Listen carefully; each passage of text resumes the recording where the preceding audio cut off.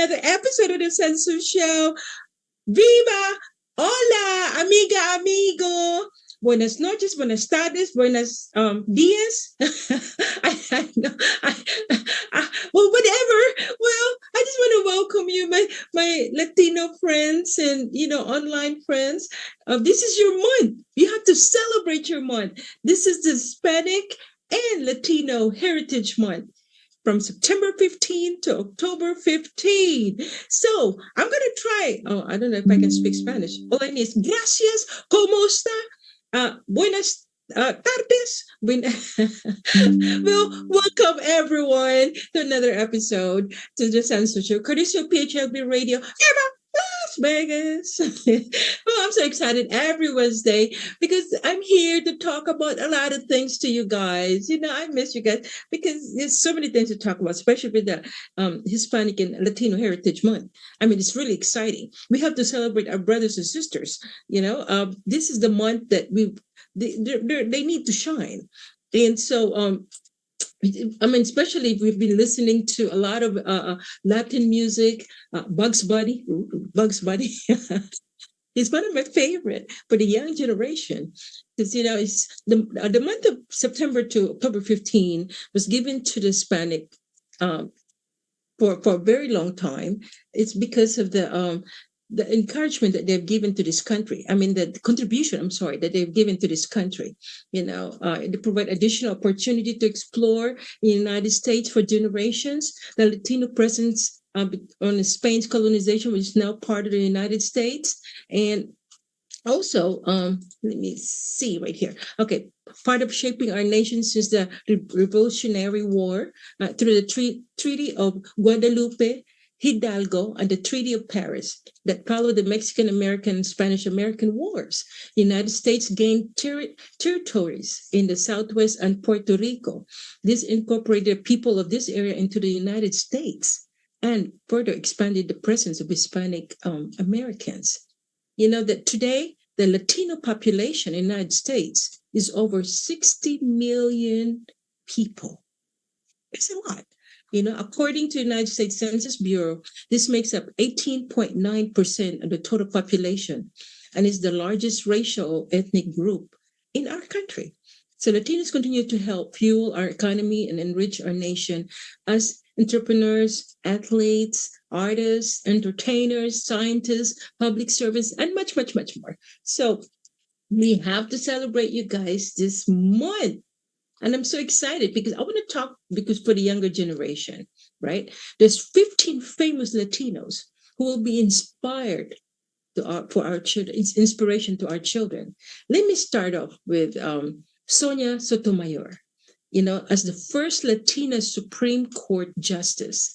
She has served since August 8th, 2009. Both of her parents were born in Puerto Rico. According to her parents, Ileana Pilar oh God, I can't pronounce her last name. We'll just leave it to the Pilar. The Supreme Court Justice became a lawyer, and there were few women and people of color in the profession, which is true. Right now we're gaining a lot of women in the Supreme Court. We need it, and we have to be more bipartisan. Right now it's not even, and she's thrived by finding inner strength and resilience, and she wants our sons and daughters to know that they'll be on the right path as long as they choose for themselves without letting stereotypes define them. Our next person is Cesar Chavez. He's one of the most famous hero in the Latino heritage, one of the most well-known labor leaders and Latino American civil rights activists of all time. For your generation, you need to learn this. Among the biggest accomplishments was founded the National Farm Workers Association, NFWA, with Dolores Huerta. The organization later became the United States Farm Workers UFW, labor union, and it relied on nonviolent methods to improve the lives of migrant American farm workers. Mr. Chavez was awarded the President Medal of Freedom. Wow, that's the highest award, you guys. Okay, now our next one is Evelyn Cisneros. I hope I pronounced it right. Cisneros. Evelyn Cisneros made history for being the first Latina prima ballerina. I hope she's not a diva, because normally prima ballerina are really in the U.S. The Mexican American has played Princess Aurora in Sleeping Beauty, the Sugar Plum Fairy in the Nutcracker, Odette Odell in Swan Lake, and countless other roles. Cisneros is an especially good role model for kids because there's not a lot of Latinas in ballet, and they're hidden figures, so to speak, says Reynoso. As a matter of fact, it is true, and they're coming up. There are a lot of Latinas now or Latinos in the ballet world. Because it's really a very exclusive community, you have to. I mean, you have to go to school from when you were young. I took it, but I didn't go further. I just went to the toe shoes, and then after that, I went to regular dancer as a backup singer for Mama. Now, our next person that's really inspired a lot of young generation is Lin Manuel Miranda. Is a man of many talents, and his resume includes, actor, singer, lyricist, composer, playwright, and producer. He created the two Broadway musicals in the Heights and Hamilton, the most famous Broadway show, and starred in both of them. He also wrote music for Disney's Moana. That was a very successful movie too, and it's a very awesome movie for the kids. Appeared in Mary Poppins Returns and more. As parents reader, Music Perez says the Broadway legend is a hero to all Latinos, shattering stereotypes about us and showing the world that inclusion is powerful. So he is really very famous. If you don't know Lynn Miranda, you live in a rock. But now it's Lisa Fernandez. Now, Lisa Fernandez is surely inspired aspiring athlete in your household, a Puerto Rican American. She started her softball career as a right-handed pitcher for the UCLA Bruins, where she won 2 national championships and was selected as the 4-time first team All-American. And she received the Pan American gold medal 3 times, and she won 3 Olympic gold medals for softball. Wow. Go, girl. I want to meet her one day. And our next one is Oscar de la Renta. Oh, do you say Lorenta or Lorente? Well, it depends.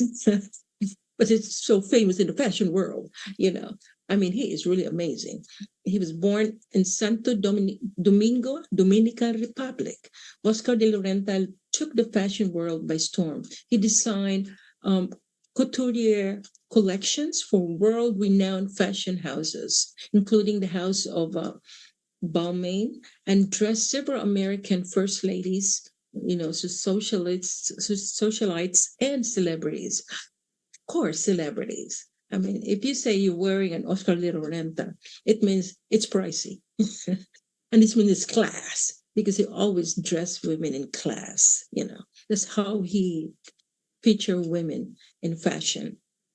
And our next one is Ellen Ochoa. Okay, Ellen Ochoa became the first Latina in space in 1993. The engineer and former astronaut was a mission specialist on space shuttle Discovery. My daughter is fascinated with Mexican culture and our social system. So who better than Ellen Ochoa was the former director of the Johnson Space Center. The person that wrote this, she's talking about her daughter, and because she is a very positive role model for the Mexican girls, to go in space. And we don't see a lot of that. Now we're seeing a lot of diverse astronauts, which is, thank God, it's about time, that everyone has a chance to go to the moon, to the sun, to whatever they want to go, to the Mars. I don't know if I want to live to Mars, but anyway, that's another story. Our next one is Jean Michel Basquiat. Biscat. I think that's how you pronounce Biscat. Jean Michel Basquiat was an American artist of Haitian and Puerto Rico Puerto Rican descent. My God, I can't talk tonight. Let me have a little drink for a little bit. I think I need that. Mm, to celebrate the Latin. I don't have the tequila tonight. If you think I can't talk right now, wait till I get my tequila. I'll probably like, right now, let me finish with Jean Michel. Michael, I'm sorry, I said Michelle, Michael. He rose to fame for his informal graffiti in Manhattan's Lower East Side. Yeah, you know that my nephew was also a graffiti artist, Michael. And he was amazing. He was an amazing graffiti artist, and they go all over LA. God bless his soul. He left us too soon. He was only 32 years old. And the graffiti group, actually, they unite, they really work together, you guys. It was the first time I've seen a lot of graffiti artists that came to his funeral, and it was unbelievable. I never met all these people, and it was amazing. Miss you, Michael. Okay, now our next one is Selena. And if you don't know Selena, my God, she's a very famous artist. My God. Today, several musicians blend American and Latin culture. 12 looking, we're looking at Jennifer Lopez, Shakira, you know, Selena Gomez, but trailblazing musical phenomenon. Selena Quintanilla Perez was one of the first. She navigated both cultures, Spanish and English, seamlessly, and you guys should be proud of that. Our next one is Julian. Unfortunately, I have to say, Selena that left us too soon. It was a very tragic death. And if you've seen the movie, or if you've never seen the movie, it's about her manager that really killed her, which is really unforgivable. Unforgivable. She was just a rising up star. She won, Grammy Awards and all that. And she was beautiful, a beautiful woman. Unfortunately, she died too soon. And our next one is Julian Castro. Now, he has a twin brother, We've yet to have a Latino president. He's really running for president. I hope he wins on the 2026. You never know. He will be the first Latino president to be in charge of this country, to be an executive. I mean, yeah. To rule our country. The politician ran for the Democratic nomination for U.S. president in 2019. He served as the United States Secretary of Housing and Urban Development from 2014 to 2017. In fact, Castro was the youngest member in President Obama's cabinet. And he was a soft-spoken person. Man, he is amazing. He's an amazing man. I hope he wins, You never know. He's still young. He got a long way to go. And next one is Antonia Novello. Not only was Antonia Novello the first woman to become Surgeon General of the United States, she was also the first Latina to serve the role. Yes. Wow, she really made history. Throughout her career, the Puerto Rican physician also held the titles of Vice Admiral in the Public Health Service Commission Corps and the Commissioner of Health for the state of New York. Wow, that's amazing. Novello's research focused largely on pediatrics, organ transplants, AIDS, smoking, underage drinking, women's health, and the health of minorities. Bravo to you, my girl. Ma'am. I don't think she will appreciate what I say, my girl. Yes, my bravo, Miss Antonia. Okay, now we go to Maria Hinojosa. Nothing can stop this award-winning journalist who was born in Mexico City. She recognized her from platforms like CNN, NPR, PBS, CBS, and WNBC. Throughout her community-based multimedia work, she strives to give a voice to the diverse American experience, which she feels has often been overlooked by traditional media, which is true. It's really true. During her 30-year career, Hinojosa has been the host and executive producer of the Peabody Award-winning show Latino USA on National Public Radio, the founder, president, and CEO of Futuro Media Group, anchor of a talk show called Maria Hinojosa, One-on-One, and more. I would like to be a guest. I hope she could be my guest too one of these days. Our next one is Fernando Valenzuela. He's a professional baseball player. There's a lot of Latino baseball players nowadays. Ever since, really since 19, 30s or something, I think. Um, no, I'm sorry. He played for 6 teams in Major League Baseball. He's probably most known for his success with the Los Angeles Dodgers. Valenzuela served as the left-handed pitcher. Oh, left-handed with the Dodgers for 11 seasons. Valenzuela won both the Rookie of the Year award and the Cy Young Award in 1981, becoming the first baseball player to win both awards in the same season. Bravo, Fernando! Fernando! I like that name. That's my uncle's name, Fernando. Fernando Federico. He was actually Fernando, and then my grandma changed it to Federico. Anyway, Celia Cruz is our next one. She's a singer. She gained popularity in 1950s in Cuba.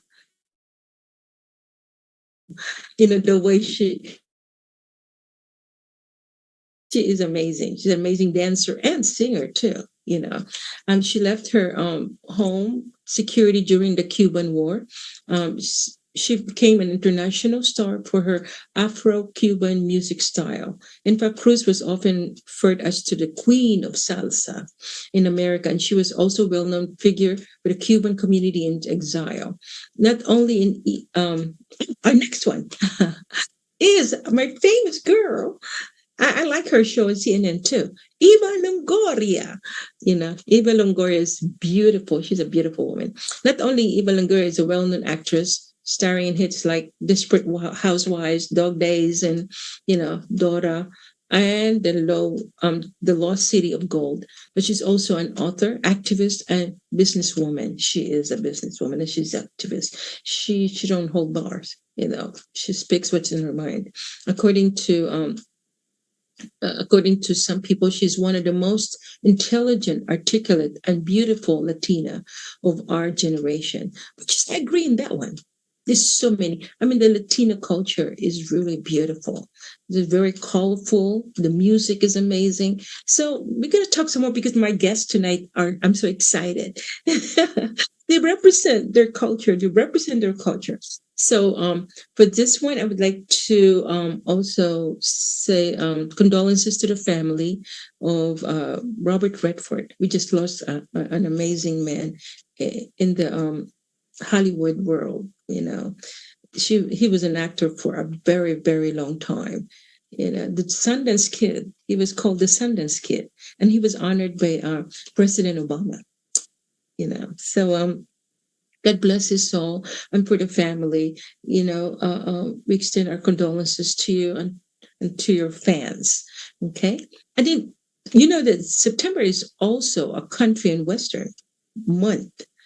Did you know that? That it's highlight. As you know, there's so many artists right now in a country western world. There's so many, even Beyonce already got into it. It's the most popular music in this year. Not even this year, but last year. Every year, actually, they're coming out. They're debating between country and western and R&B. I know there are two different genres, different categories, but country and western, man, it's unbelievable. It's been since day one. They've always been here in the Western world. Even in the Philippines, my uncle used to sing country and western. Yeah, Philippines are pretty good in country and western. But here you go, our chica chica, you guys. And this time, I would like to show you, since I'm trying to celebrate or to give respect to our Hispanic and Latino online family and friends. I made this enchilada. So a lot of people ask me, how did you make it, Sansu? Well, some people call me Susan and some call me Sansu, but it's really my name, both. So check out my video, you guys. I've done this because other people ask, how can I have your recipe? So I hope you enjoyed my cooking. Check it out.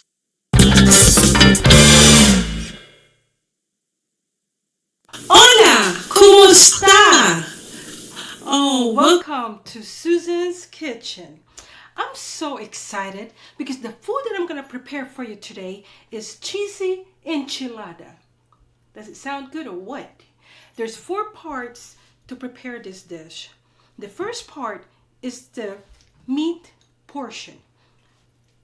Actually, in the meat portion, you start off with ground beef. You can also use ground pork or ground chicken, seasoned salt, taco seasoning, chili powder, chopped yellow onions, and crushed garlic. Of course, you have to start with a hot pan, frying pan. Then you start with your meat, the ground beef. You don't need oil because actually ground beef have its built-in oil, because you don't want to have too much oil in your food. I start cooking the meat, and make sure if you're gonna get a ground beef, when you look at the label, at least it's 85 to 90% less fat. So it's not a lot of oil when you start frying the ground beef. Okay? And then when it's a little bit brown, then you put your crushed garlic, sprinkle with crushed garlic, because garlic is really good for you. And then your cut off yellow onions. I love onions, that's why I put a lot of onions. But you don't have to if you don't really like onions that much, because sometimes people think, oh my God, you eat a lot of onions, then your breath will be, but never mind. But actually onions also is good for you. I just love onions, especially when it's mixed with ground beef, because it really adds flavor to the meat. And then when it's almost halfway done, then you put your chili powder. Sprinkle with your chili powder. Chili powder, it will give that actually the spicy taste of it. Okay, and then you can use salt and pepper, but I always prepare seasoned salt because it has all the mixture of all the ingredients. Then when it's really cooked, then you put in warm water. Okay, with a little bit of warm water.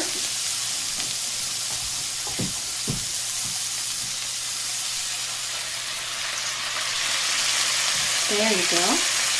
Then after that, then you put your taco seasoning.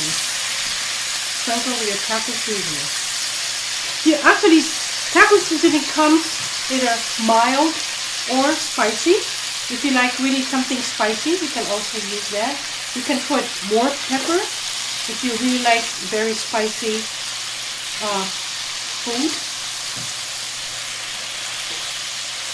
Okay. Oh, I can smell it. Smells so good. Can you see that? It's really sizzling. So you saute it until the meat is completely cooked. There you go. See how quick that is? Then after that, you put it on the side.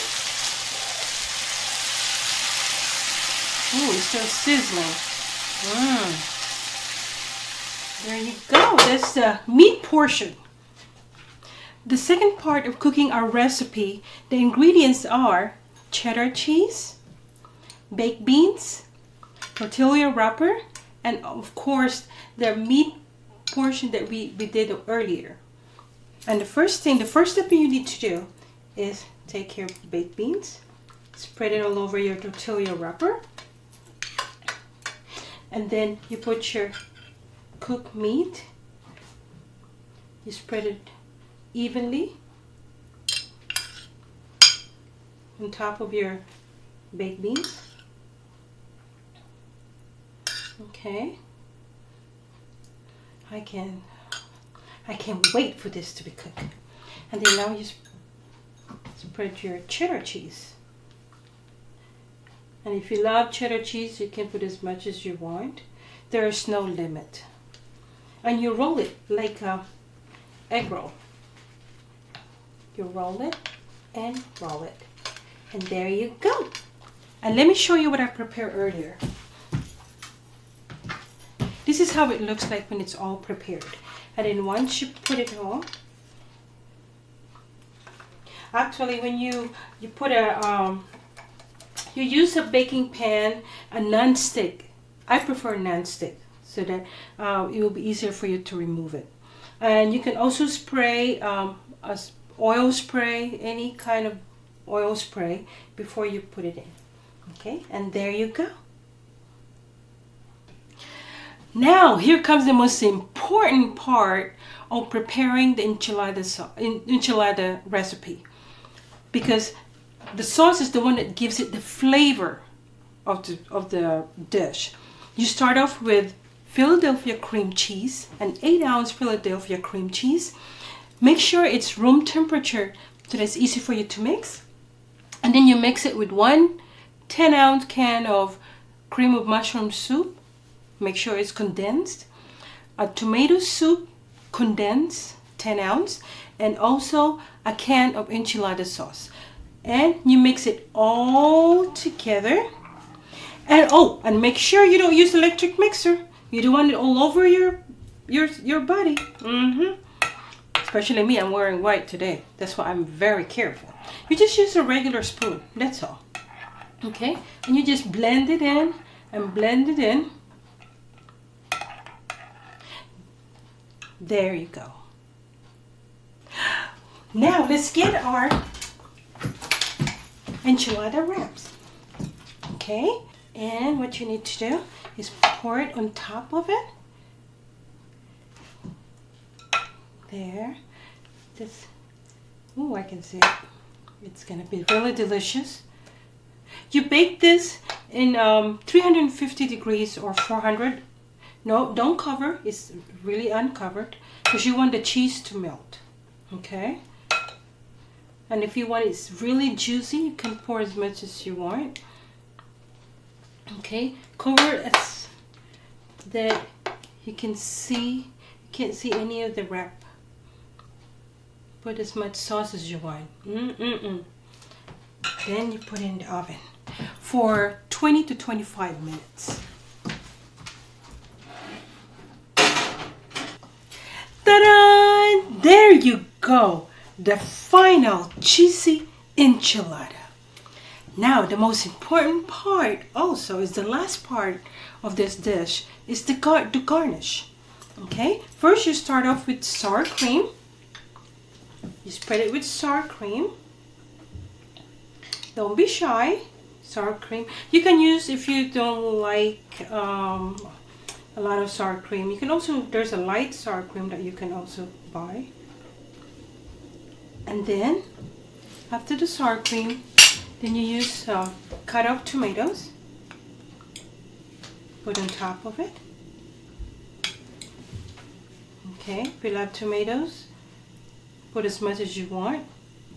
And then the avocado, cut up avocado.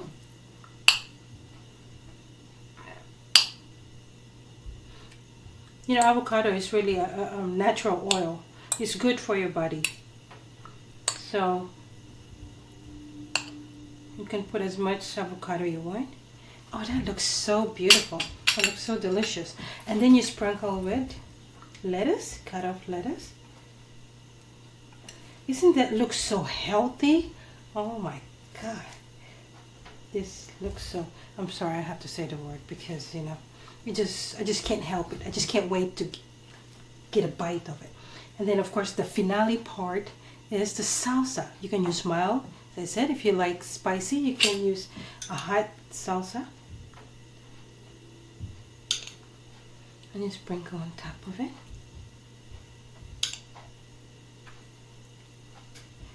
And that's it. Now it's ready to grab.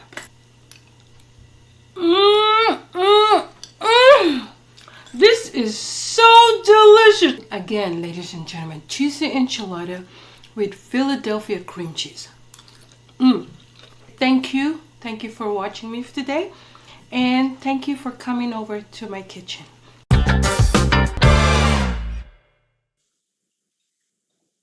Guys, I enjoyed my enchilada, cheesy enchilada. That's my contribution to our Hispanic Heritage Month. So, okay, no, I'm so excited about my first guest, and I just want to thank her for her patience.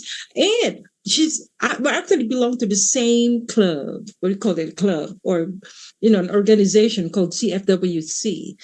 California Federation Women's Clubs. So please help me welcome an amazing woman, Miss Angelina Reyes. Hi, Angelina. Hello, can you hear me? Yes, I can hear you. How you doing? I'm doing well. Yes, thank you for your patience. I mean, I'm just so excited because I want to know more about the Hispanic culture. Because I'm also my grandma is part Spanish. So in the Philippines, they teach Spanish language, but unfortunately, I cheated, so I didn't learn anything. So tell us a little bit about you. Well, my name is Angelina Reyes, and I was born in the big city of Hayward, California. But I am Hispanic. My father was born in Guanajuato, Mexico, and my mother is from Texas. But they met up, and they met in Los Angeles, in Terminal Island, in San Pedro. And my father's brothers, they were a large family. There were 9. They all worked growing up in packing sardines and fish at the port. Wow. Mm-hmm. Wow. So, and they all spoke Spanish. When my parents got married, they came to San Francisco for the honeymoon, and they drove on the new bridge, which was the Bay Bridge. Wow. Yeah. So they have a little history, but they loved San Francisco, and they knew somebody that lived in San Francisco. So they ended up moving to Northern California. But they came to a little area called Mount Eden, which is outside of Hayward. Now it's in Hayward, but at that time it was unincorporated. And my dad built a couple of homes there, and we lived next door to orchards, lots of fruit and vegetables and that kind of thing. And we worked in the fruit during the summer. But I went to local high schools in the area.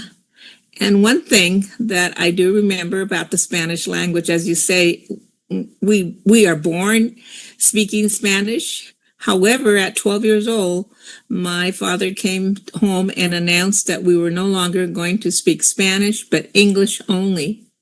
Wow. My father had been discriminated. He wanted to join a union, and they didn't want brown folks.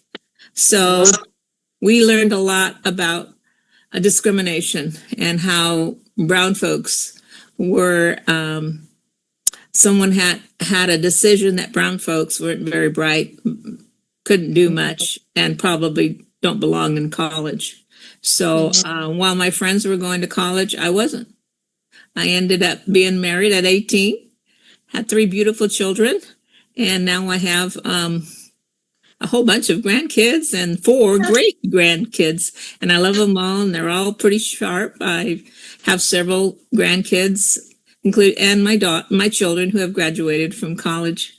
And so one is a speech therapist, one of my children, and her daughter is now a teacher of science.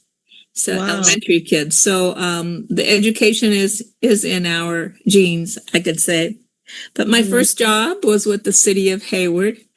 And even though I didn't speak Spanish, I understood Spanish, and I could read it. And I wasn't very good at writing it, but I did keep some skills of my language. So I did. How has your upbringing or your family influenced your values and dedication to your service?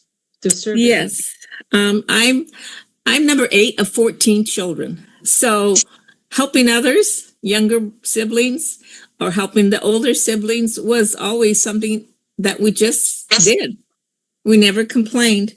And so my parents taught us the golden rule, and they always taught us to help one another, whether it was cousins or neighbors. We always helped one another in some way or another. So the golden rule, being honest and always being fair, was taught to us at a young age. Oh, so are there any particular individuals or mentors, role models, for historical figures that influence you or shape your approach to volunteering? Yes, I had an uncle who was a missionary who helped others. He gave up what he had here and went to Nicaragua before the war, and we're no longer part, or we can't enter, I don't think, Nicaragua, and married a beautiful lady and brought her here. But he was a composer and a singer, and he opened up churches in various locations in Nicaragua and in Brazil and in Argentina. And so I learned a lot from him. But in particular, one day he brought something I didn't know what was in a container, a little suitcase, and it was a typewriter. And I had only seen it in magazines. So I learned to type from my uncle, and that kept me going all my life. I knew that I could type, and eventually I became a key punch operator and learned to key punch IBM data cards, and I learned to program. I went to Chabot College and took data processing. That major doesn't even exist anymore, but I used to program equipment that collated the IBM cards and readers. So it was an interesting job. So my uncle was one of my key mentors, and so was my mom. My mom and my uncle were musicians, and my mom was the only one in the neighborhood or community that knew how to read notes. So she was invited to play for weddings, and I would go and turn the pages for her. She was invited to play at Christmas concerts and sometimes even to teach the choir new Christmas carols. And sometimes on several occasions, she played for graduations because there was no one there and there were no cassette players at that time to share music. So I did come from a musical family, and I like music, but I don't play any particular instruments, although my children do. I was introduced to the Federation through my friend and your friend, Mishi Yi. I was a vendor at her Tea and Treasures at her church, and she was the coordinator. And every year I would go for many years, and we chatted a little bit. And one day she was talking to somebody at the other table, and I heard her say, "I need volunteers for my Christmas tea." So I called her up and I said, "Can I come and learn how you do your teas here? Because I'm interested in teas and I've done teas before." So she said, "Sure, come on by." So I went to the Shin House and I started serving tea to the guests, and everyone wanted to know who I was. "What are you doing here? How did you get here?" And I said, "Well, Mishi invited me." Pretty soon they were asking me my occupation, and I said, "No, I'm retired, but I was a city clerk." So what does a city clerk do? She maintains the election for her city.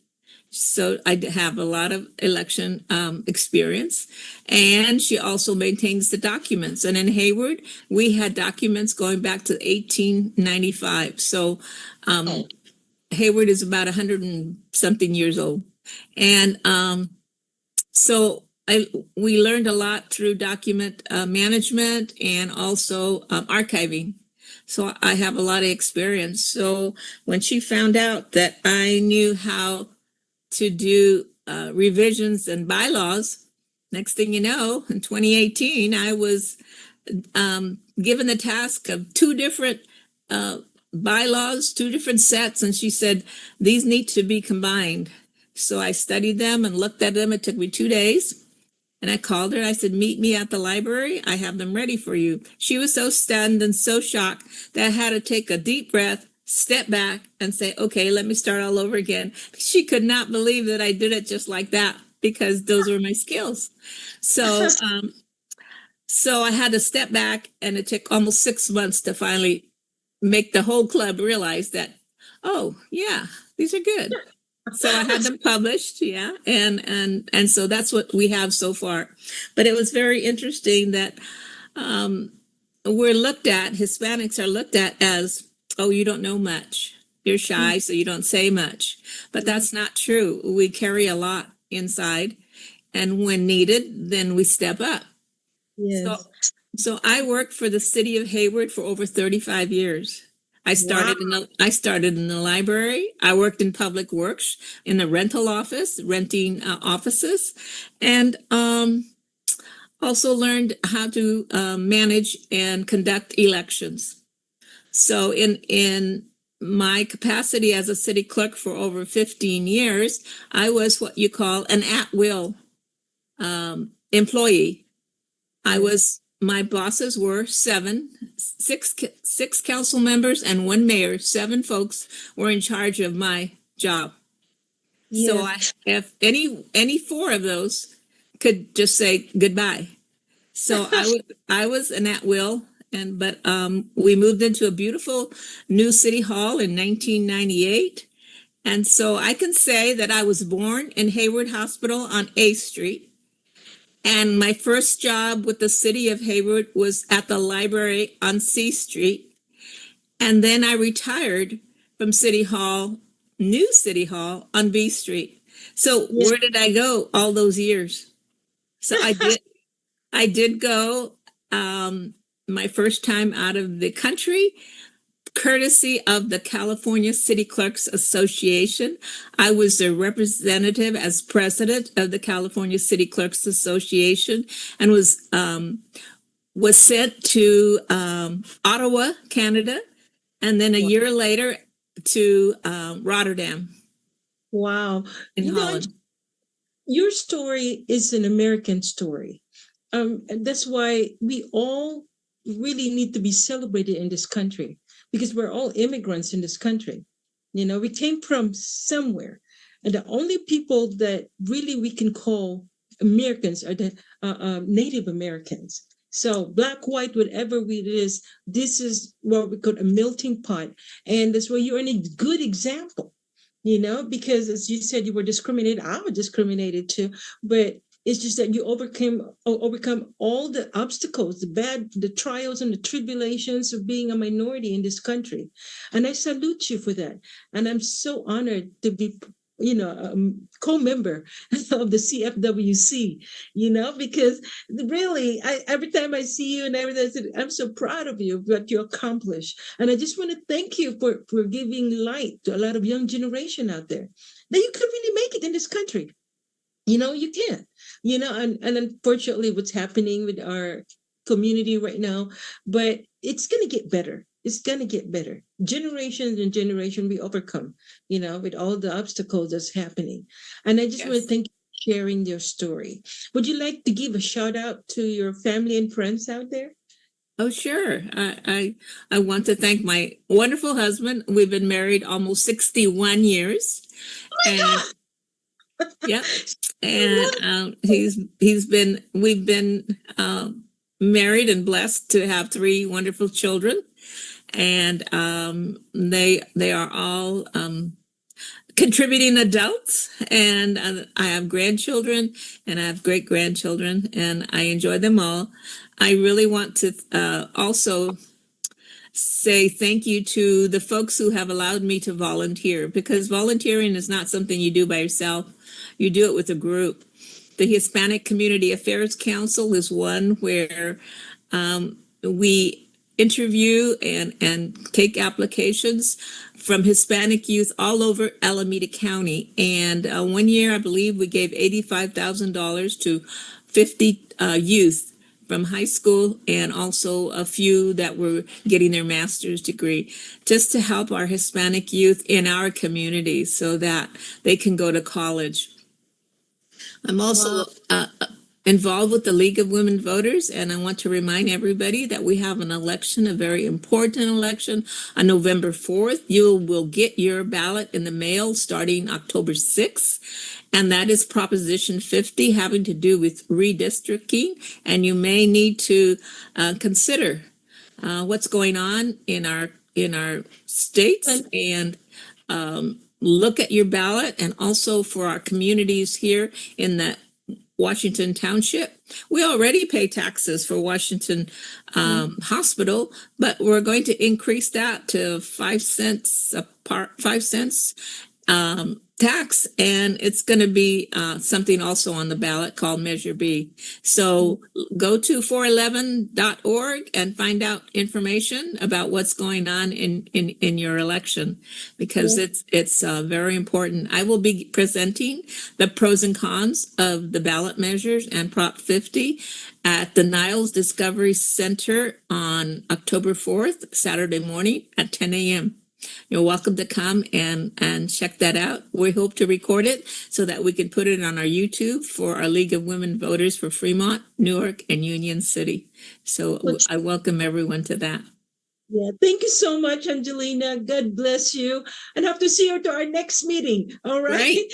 All right. That would be September 23rd. You too. Take care. Bye-bye. Bye-bye.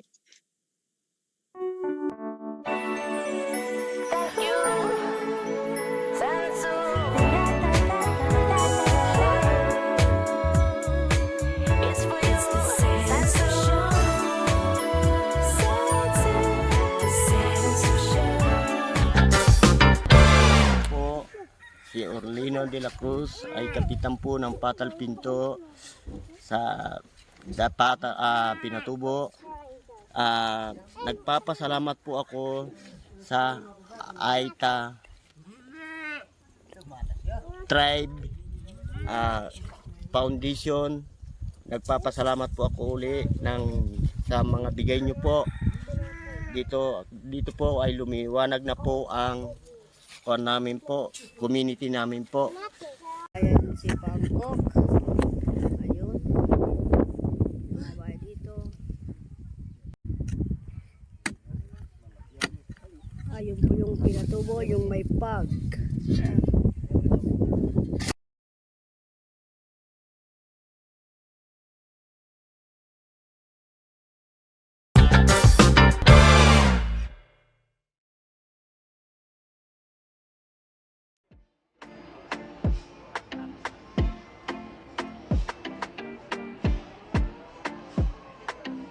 Whether it be the paint job, the upholstery, the rims, the chrome, every lowrider is different. It's like candy. It's a moving piece of art.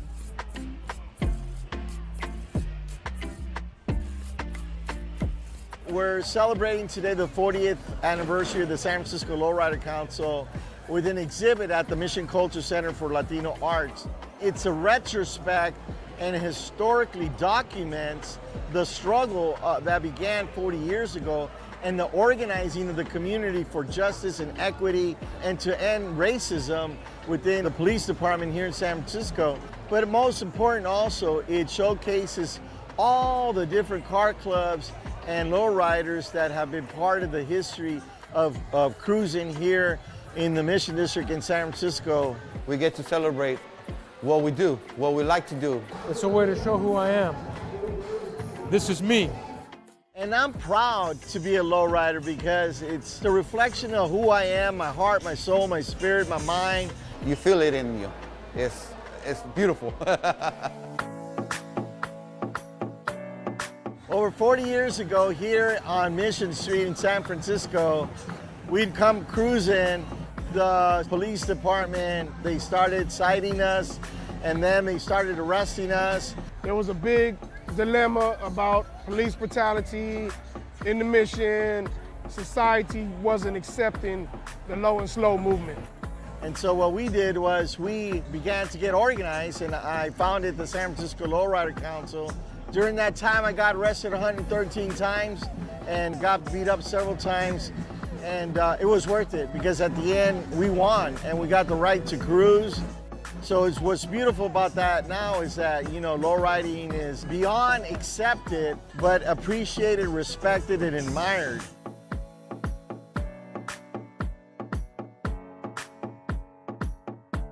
So the Lowrider Council throughout the last 40 years, you know, we've been involved in fundraising for schools. We've been part of our mission, no eviction, fighting the gentrification. And more importantly, during this pandemic, we've been part of the Mission Food Hub. There was people that were calling me up and told me that they lost their job. So what I did was I started providing food for families. We've done promotions for people to get tested, and more recently we've been doing promotions to get people vaccinated. So we've stayed true to our values and our principles and what we believe in. 40, 50 years later, the lowrider movement, I mean, it's alive and well in San Francisco. This is an art form that is just going to continue growing. Hopefully the new generation will keep it up and go for another 40 years.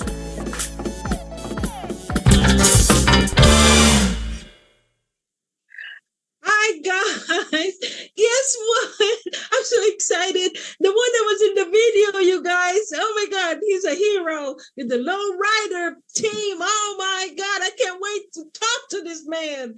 Ladies and gentlemen, please have. Well, first of all, I want to tell you, he's the president and the founder of San Francisco Lowrider Council. Please help me welcome Roberto Hernandez. Yeah.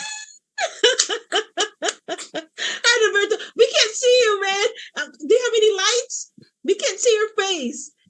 You went. Where you at? It's dark. Can you hear us? It's late. It's 10 o'clock at night. It's supposed to be dark. I know. Call me up and let's do this at 9 o'clock in the morning. There'll be a lot of sunlight. You know, PG&E is like they got us strangled. They're overcharging us and they don't give us enough power. Hold on. Let me go get a candle. Okay, now let's have a candle, man. Who's gonna do a little prayer? No.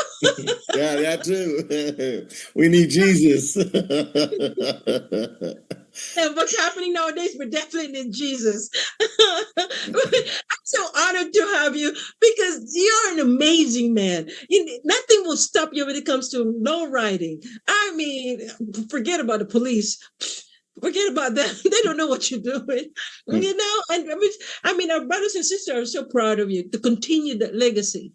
You know, the road riding is an amazing show. I've been to one. I mean, the cars. Woo! It's unbelievable. Do you own one of those cars? 5 of them. 5 of them. Yeah. It's a collection, huh? It's a collection. So, well, you know what? There's a story behind each one, right? Oh, really? Okay, tell us. Yeah. The first one I got it. It wasn't a lowrider. It was just a car, and I got it for $600. Mm-hmm. Then another one, my neighbor. It wasn't a lowrider, but it was it's a 1947 Chrysler. And he had 2 of them. So I kept saying, hey, sell me one. Right. And he would never. And every year, just for fun, I'd go knock on his door. Say, hey, sell me one, neighbor. Be a good neighbor. You got 2. Share. Give me one. Right. He would never sell it to me. One day, he come knocking on my door and he says, I'll sell you both of them. I go, what? And he goes, yeah, give me $1,200 for each one. And I said, what's a change of heart? He said, I'm getting divorced and she's keeping the house and I got nowhere to put them. So I bought one. I should have bought both of them because they're worth a lot of money. This was like 30 years ago, right? And so then another one that I got, my friend, he has a shop. And he'd been trying to build one and he never got to it because he's always busy. And I used to tell him all the time, you should sell it to me because you're not doing nothing with it. And finally, his wife told him one day, sell Roberto the car now. Because, yeah, you're never going to build this. So he called me up and said, the wife said, sell it. Come get it. It's been interesting how I've gotten these. Oh, and then one more. I gotta tell you one more. I'm driving down in one of my lowriders in Fisherman's Wharf. Yeah. And this guy yells out, hey, Roberto, I want to sell you my car. And I go, I don't need another one. And I kept driving. He stalked me. Wow. And stalked me for years and years. And then it's funny because he landed up selling the car to his neighbor. Then the neighbor sold it back to him. Then he sold it back to the neighbor. They went back and forth for 5 years. And finally, neither one of them wanted it because neither one of them was going to do anything with it. But they had all these parts. So he finally calls me up and says, hey, I'm on Salachi. I said, I don't need another one. He goes, I don't want anybody else to have this car but you, because I know you will create something so beautiful. And the only thing I ask is for you to let me drive it. And I said, bro, I don't need another lowrider, right? And he dropped the price 3 times. Wow. And then I was trying to, oh God, I was like, God, he's giving it to me. This is like a gift, right? And I go, maybe it's meant for me to have it. And I go, well, I made all these excuses. Well, because he lives in Sacramento. I go, I got no way to get it. Go up there and get it. Calls me a week later. I'll drop it off to you. There I go. I got nowhere to put it. He goes, hey, let me talk to Jose. Maybe Jose can store it for you. Sure enough, he talked to Jose, and Jose said, yeah. Oh, so it was like, and then he didn't have the pink slip. I go, you don't even have the pink slip. He goes, I'll go to G&V and get the pink slip. Oh, my God. So I landed up with it anyway. Yeah, that's how I have 5 lowriders. Those 5 will be showing this Saturday? No. I'm working this Saturday. I'm taking one. And each one of my lowriders has a name. Oh. And they're all women. Oh, really? So I'm taking Creamy out on Saturday. Oh, I got her polished up. It's like, you know how you go get your nails done and you get your eyelashes done and pedicure. Yeah, she got her tires are just like her pedicure. Oh, she looks so sweet. Oh my God. I had a moment with her. You're amazing. So what are the other names of the other 4? Well, there's one called Agua Bella, beautiful water, because it's a tribute to on my grandfather's side of mine. So I did this whole story mural on there about sacred water and the god of water and the sun god and the pyramids. And so she's beautiful. And I got the interior from Guatemala, from the Mayans. So in the inside, when you go inside, it's just like you're transformed into a very ancient time, right? And that's the experience that I want you to get. And then I have a 64 Chevy Impala, and she's La Hora. And she's La Hora. Is it the same car as Snoop's? Oh, she's gorgeous. She's gold. Oh, she's rich. Oh, wow. And when you drive her, oh my God, she just makes you feel so good.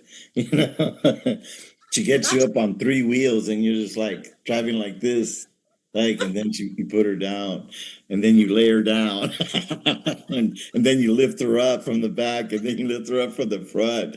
You know, and it's not no facelift either. It's a real lift. And then you drop her from the back. And then you go low and slow with her. You're perfect for a 10 o'clock interview. They're watching now. So amazing. I mean, God, man, I wish I could see all of them, you know? Why are you only going to show one? Because you said you're working, but the other people, can they drive your car or no? You're the only one. No, they're my girlfriends. I don't lend my girlfriends out. Do you lend your husband out? Do you let somebody drive your husband?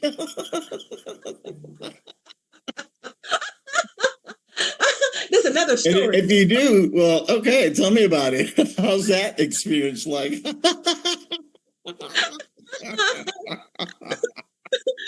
See, the good thing about lowrider, it makes you feel so cool. I mean, it doesn't matter what you wear, whatever you look like. I mean, when you're driving those cars, man, it gives you an attitude. You know, an attitude like, I'm the king of the road. I don't give a hope what you... Oh, yeah. Hey, you know what?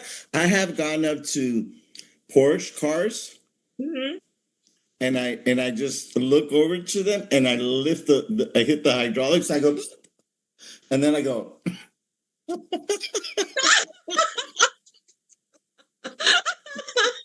I come up to Rolls Royce cars, No, all no, these look. $1 million cars. I have fun. I'm gonna tell you, I have fun every time I see when I pull up on one Mercedes Benz. I go, Go I ahead. roll down the window. I go, "Hey Mercedes, bend," because I'm about to hop on you, girl. See you in Mercedes Benz. I don't see you in a Mercedes Benz. You're more the classic ones. You know, I mean, you're unbelievable. When did you started this low riding show? When did you started that? So the San Francisco Lowrider Council, I started it in the late '70s and really took off in by 1981. We were in full throttle. I had every lowrider, solo rider, car clubs as members of the council. And at the height at that time, we had lowriders coming down Mission Street every Friday and Saturday night. It was a parade. It was just, and then thousands of people would come to watch us. It became so popular that one day I saw this luxury bus pull up. I think it was in 1980. And it pulled up at the bus stop, and all these people came off the bus. And I pulled over because I was curious. And I said, what's that doing in my barrio, this luxury bus? Oh, it was a bunch of Japanese tourists on a Friday night at 10 o'clock at night with their cameras. Man, going crazy. Oh my God. It was a scene I will never forget. And none of them knew English, of course. So I talked to the bus driver and he says, "Oh yeah, it's a you know, the tour operator told him about all the things that go on in San Francisco. And the number one thing they wanted to see while they were here was lowriders." Wow. So they're here. So I went around and I welcomed them. I showed them my car and they had a translator and man, they had a great time. But anyway, so we had lowriders coming from as far as Sacramento to Fresno. Wow. And we took over the streets at one point from the Excelsior all the way to 16th Street. It was backed up. That's how many lowriders were cruising. And then the police started cracking down on us and they started giving us citations. And then I started telling everybody, hey, this is not right. Let's fight these tickets in court. And we did. It got to the point that the judges in traffic court, one of them would say, everybody who got a citation for low riding over the weekend, stand up. And we'd all stand up. He goes, case dismissed, turn your citation to the sheriff on your way out. Wow. Because it was ridiculous, the things that they were citing us for. In fact, I remember one citation I got, I had never heard of it. And when I went to court and fought it, the judge hadn't heard about it. And I'm having a conversation with the judge. I go, I've been cited for everything, but this is a new one. I go, and you don't know what this was? She says, no, in fact, let me look in the book. And she's flipping through the pages trying to find it. And finally she finds it and she goes, I don't understand what this is. Dismiss. So then the police got upset because they found out that the judges were throwing out these citations faster than they can give them. So then they started threatening to arrest us if we were cruising. Wow. So I landed up getting arrested 113 times. Wow. Then that didn't work. So then they closed down the street and it was like martial law. They'd come out in full riot gear with helmets and march down the street in formation. And if you're a lowrider or even a pedestrian, you you would get beat up, right? Wow. I didn't move fast enough 3 times. I got beat up 3 times. In the meantime, what I did through the Lowrider Council, we got lawyers and law students and volunteers, and we started documenting everything with photos and film, video. They didn't know we were filming and taking photos. And then at that time, Dianne Feinstein was our mayor. So I went to her because I knew her. I went to our supervisors. I went to the chief of police, the police commission. I went to everybody in the city. Everybody acknowledged there was the problem, but nobody did anything to stop it. And so at one point, I got sick and tired of being abused and discriminated against and racially profiled. And I told everybody we should, and with our lawyers, I said we should file a suit against the city. And the attorneys agreed. They said, you have so much evidence that we recommend don't file in city, county, don't file in state. Let's go to the federal courts and just file a racial discrimination case. And we did. There were 7 of us who signed up for and let me tell you, when you file a suit, and this is one of the first things that I learned very quickly, is that in discovery, you have to turn over all your records. Wow. So we got all their records. And I'll give you 2 examples. One of them, we learned that they were using the Mission Street for training for the academy. And they would tell the cadets that they had to do X, Y, and Z. It literally beat up people, cite people. I mean, it was sickening. The other thing that every Friday, this Lieutenant Epting, and I still remember his name, he would put marching orders, and the streets belong to the police, and the this, the that, and beat them up, and by all means necessary, excessive force. I mean, so we got all this documentation, which then made our case even much better, right? And so we went to court and started a trial. And then the city got scared. And they wanted to settle. And we said no. We kept the trial going. They kept making offers. We said no. Finally, the city attorney gave me a piece of paper with the consent of my lawyer and said, write a number on this piece of paper and I'll take it to my clients, which was a city. Wow. So I grabbed the piece of paper and the pen and I said, well, it's not just me. It's a whole community. I'm going to go back to my community. We will have a conversation about your offering, this paper and your pen. A couple of days later went by. We came back and I gave him the pen back and a piece of paper. And it was written on both sides of the page. And we said, remove the academy from our neighborhood being used as a training ground, get rid of the captain, the lieutenant, the sergeant, all the cops that beat us up, We want a park bill, we want this, and that. Came up. He read the whole thing. He goes, there's no money here. You don't, no. So anyway, so he took it to the city. And of course, by then, afterwards, I found out that the mayor did not want to be put on trial. The police chief, the police commission, the supervisors, because they were all guilty. Yes. Right? Yes. So anyway, we settled the case, and we got, and so the city attorney invites me to go have dinner. I found that kind of strange, right? But anyway, I'm a nice guy, so I free meal, I accept it. You're a nice guy. You're a nice guy. A nice place, and expensive place. He's buying. I'm there, right? And so over dinner, he says, Mr. Hernandez, do you understand that you're not going to get 1 penny? I said, well, it was never about money.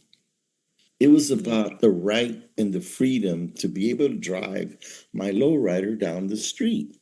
Because across the city on the west side, you got these kids that are racing cars for pink slips, and nobody ever messes with them because they're white. Yep. And that's dangerous. Well, Yes. we're going low and slow. I said, that's number one. Number two, I said, I am now a multi-billionaire.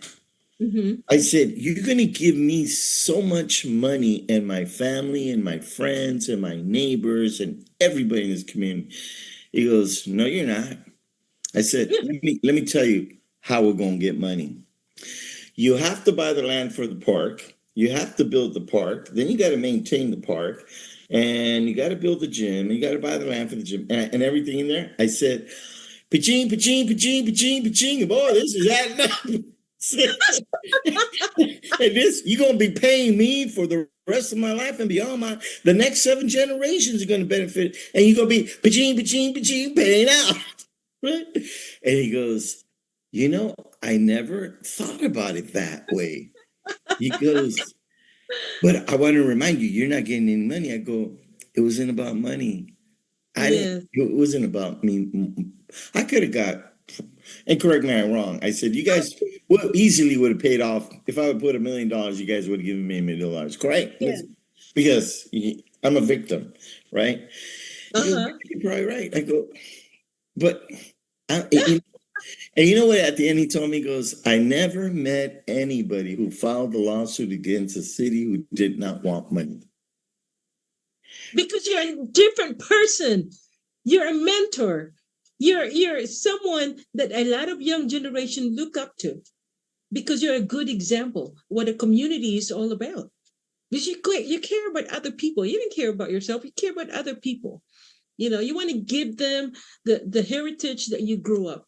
You know, you grew up with the Hispanic, the Latino, community heritage, and you want to give that back to the community. And they don't understand that.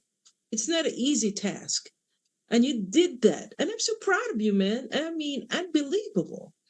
I mean, it's not easy to just say, oh, okay, I will get in trouble for my community because I want my community to enjoy what is it all about, and you did that, man. I salute you.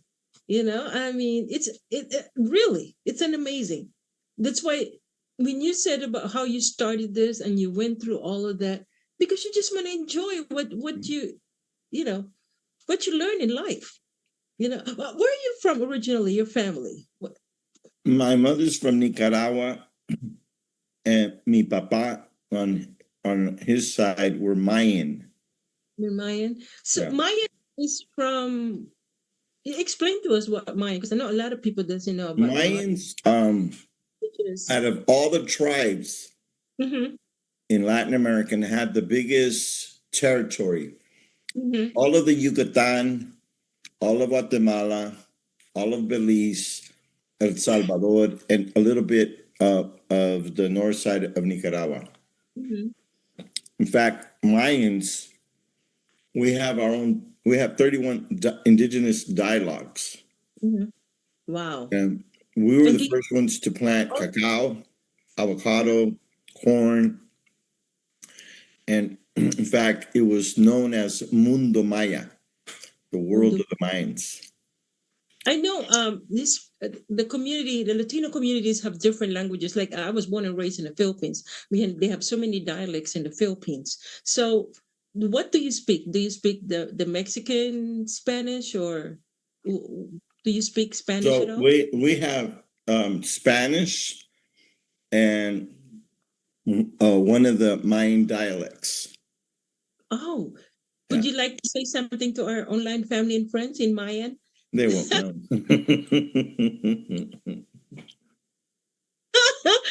Invite them in the Mayan language for Saturday.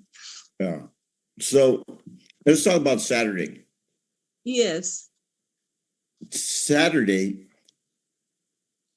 will be making history here in the Mission, on Mission Street in San Francisco. We are producing the first ever Lowrider parade in the world that's going to be televised on CBS. Wow. Shown streamlined around the world. Yes. We are so excited. The parade starts at 1 o'clock in the afternoon, and then at 3, and then after the parade, we're going to park all the cars, 564 of them. We're going to park them on Mission Street, and then at 3 o'clock we're going to have the King of the Street hopping competition, because cars now hop with the hydraulics. Wow.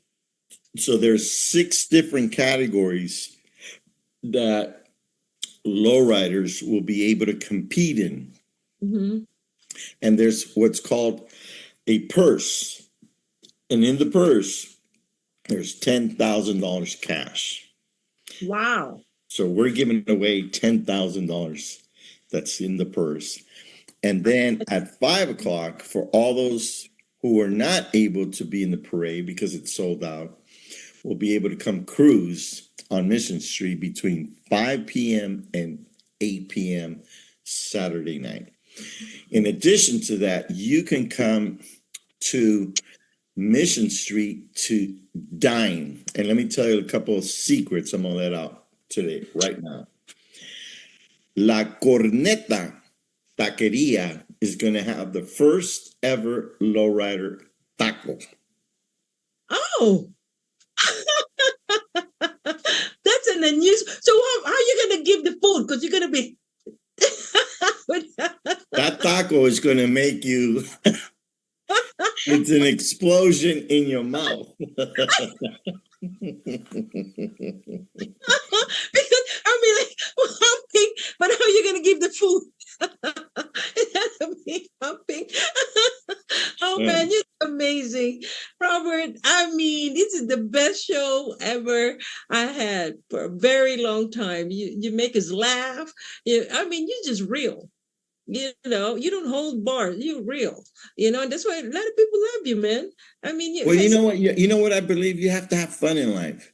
Yes. You know what? Let me tell you about. You want to learn about Mayans? You know, my elder Mayan taught me one day. He said, "We're here to visit Mother Earth. We don't know when we're going to get here, and we don't know when we're going to leave." Okay. Okay. And so his question was, and I'm going to ask you, and I'm going to ask all your viewers, what are you going to do with your visit while you're here on Mother Earth? Yes. And someone has to answer that question. Are you asking me, or are you just asking the viewers? I'm asking you and everybody. It's just for ponder on it, right? Yes. You know, I pondered on it for a long time, and I realized, you know what? I'm not going to be angry no more. I'm not going to be resentful no more. I'm not going to be sad no more. I'm not going to be jealous no more. I'm not going to hate on nobody. I'm going to live with just love. Yes. And I learned to love me, because that's where it starts. Nobody teaches us how to love ourselves. Yes. So it starts with oneself. And that's what these elders taught me. I learned to love me, and I learned to love you and everybody around me. When you live with love, you live happier, you live longer. Yes. No stress. Yes. You know what? And you live in peace.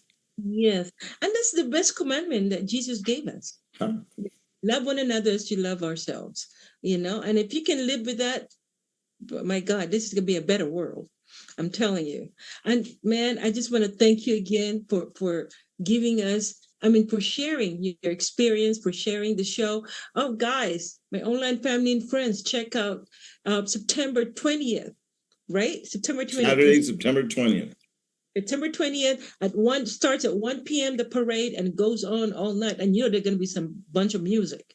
Oh yeah, we're going to have mariachis, we're going to have samba, salsa, reggaeton. We're going to have some oldies. We're going to listen to Gladys Knight and the Pimps, and we're going to listen to the Temptations, and we're going to listen to Mary Wells, because that's part of lowriding. No, Mary Wells, I beat you to the punch. Did you say Gladys Knight and the Pimps? Gladys Knight and the Pimps. Well, thank you so much, man. I can't wait to meet you in person. All right, baby. I love you. I love you, man. Take it easy. Be safe out there. All and right. Stay cool. The same. Don't change. All right. Okay. Don't Good night. Good night. Bye.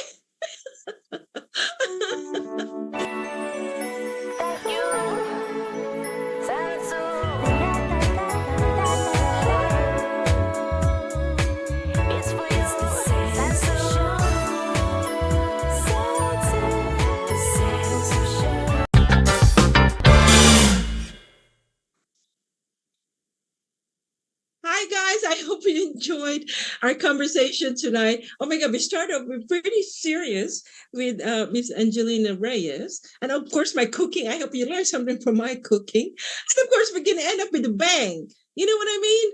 I mean, it's unbelievable. And as you know, also this month, September is also a Constitution Day and Citizenship Day, and as you know, our Constitution is being attacked right now, so it's gonna get better.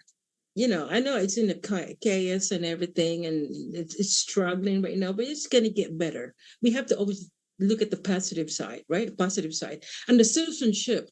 I mean, I know it's hard to, if you're not from this country and trying to get a citizenship, it's going to be a tough one. So hopefully, you know, there will be more lenience about, especially the people who were born and raised here, and the parents are immigrants. So hopefully there will be some changes about the immigration law, that it will be more easier for everyone to apply to be citizen in this country. Because we love this country, right? You know, we have to kind of like we need to work together.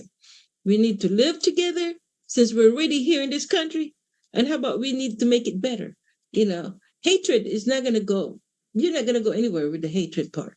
You know, I mean, it's like you're making it worse. You're making life worse. You're making life yourself, harder to live in this country when you live in hateful way.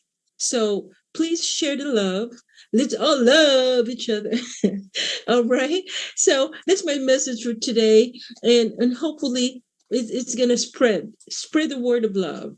And I was gonna say, muchas gracias, muchas gracias, muchas gracias to my guest again, Roberto Hernandez. Remember that name, and don't forget to go to San Francisco if you're in the neighborhood. Go to San Francisco this weekend and enjoy the low riding. I mean, it's gonna be a party. The town will be in party, and enjoy what's out there. And also, I just want to say thank you so much, my online family and friends, for being with me. And I hope, as I said, you enjoyed our conversation tonight. And don't forget to spay or neuter your animals, your pets, because we're trying to control the population. So God bless you all. Take it easy. And I see you every Wednesday, you guys. Every Wednesday is going to be we're going to be live next Wednesday. It's going to be live. I'm going to tell you. I'm going to give you more information about that. So I'll talk to you later. Thank you, PHLB Radio, Viva Las Vegas, my director, Johan Seisen, and all of you. Love you guys. Love, peace. Oh, I'm sorry. Love, peace. See, when I get excited, I get confused. Love, peace, and joy. See ya. Bye. Viva.